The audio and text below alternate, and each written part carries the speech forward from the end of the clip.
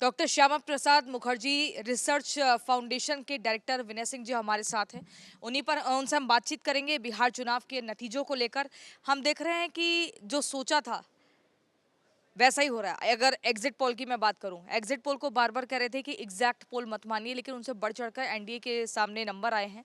और महागठबंधन को लेकर मतलब इतनी बुरी हार होगी किसी ने सोचा नहीं था। मैं आपसे ये समझना चाहती हूँ, सीधा सवाल ये कि क्या यहाँ से हम आरजेडी का अंत माने? बिल्कुल केवल आरजेडी का ही अंत नहीं, परिवारवाद की राजनीति, जातिवाद की राजनीति, बहुत सारी चीजों का अंत हो गया। नॉन सीरियसनेस का की राजनीति का अंत। तो नॉन सीरियसनेस की जब बात करते हैं तो राहुल गांधी उसके प्रत्यक्ष प्रमाण है कि आप सामाजिक जीवन जो है बहुत सीरियस एंगेजमेंट है। आप 2 मिनट यहाँ 2 मिनट वहाँ, थोड़ी सी पिकनिक भी बना लिए, थोड़ा सा हॉलीडे भी कर लिए, और मौका लगा तो ऐसे हॉबी के नाते राजनीति नहीं चलता। राजनीति में जीवन देना पड़ता है।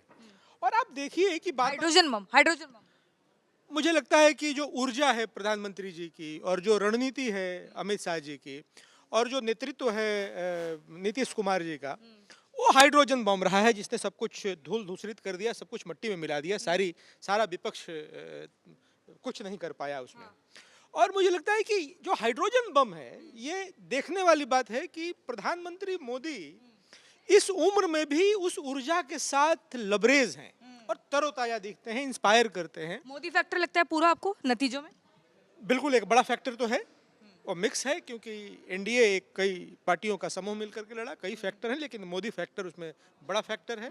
और मुझे लगता है कि युवाओं को कनेक्ट करता है, और खास तौर पे जो जेनजी हैं उसमें मोदी जी की ऊर्जा उसकी उम्र के बावजूद कनेक्ट करती है। युवाओं का जिक्र कर रहे हैं तो 35 साल के तेजस्वी, वो तो सबसे ज्यादा युवा है, फिर उनका जादू, उनका करिश्मा क्यों नहीं चला? मुझे लगता है कि युवापन जो है केवल उम्र से नहीं है, युवा मन होता है, युवा आपकी पर्सनालिटी होती है। तेजस्वी 35 साल के होने के बाद भी थके हारे दिखते हैं।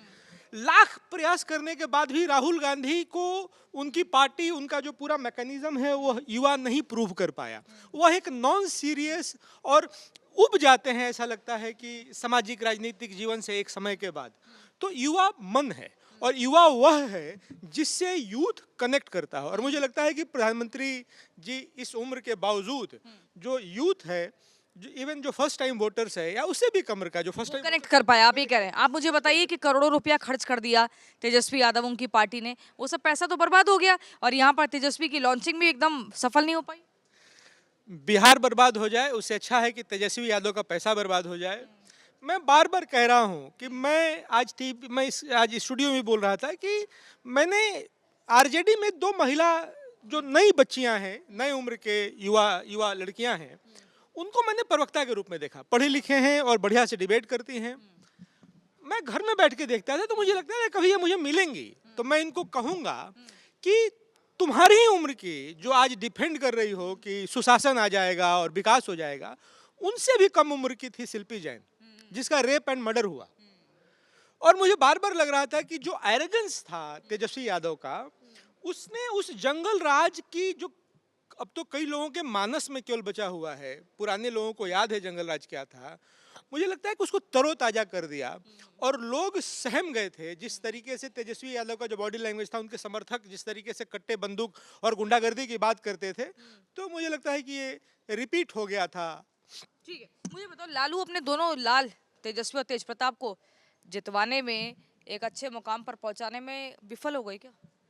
मुझे लगता है कि लालू एक राजनेता के नाते विफल रहे हैं। उन्होंने बिहार को गर्त में ढकेला, और लालू एक पिता के नाते भी विफल रहे हैं कि जो दोनों बच्चों को एक साथ नहीं रख पाया। विकासवाद के ऊपर परिवारवाद चल नहीं पाया।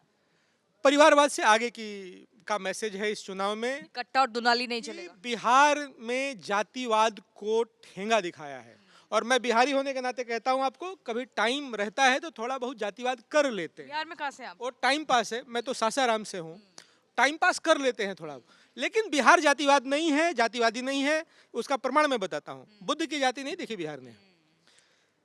जॉर्ज फर्नांडिस मुजफ्फरपुर से लड़ते थे। लोग कहते हैं कि बड़ा जातिवाद होता है वहाँ। मुजफ्फरपुर में जॉर्ज फर्नांडिस की जाति नहीं पूछी गई। मधुलिमाई की जाति किसी को नहीं मालूम है। शरद यादव की जाति किसी ने नहीं पूछी। और पुनः इस बार प्रधानमंत्री मोदी की जाति बिहार ने नहीं पूछी। नीतीश कुमार की जाति जो मात्र 2% से थोड़ी सी ज़्यादा है, जो इतना बड़ा मैंडेट नहीं ला सकती।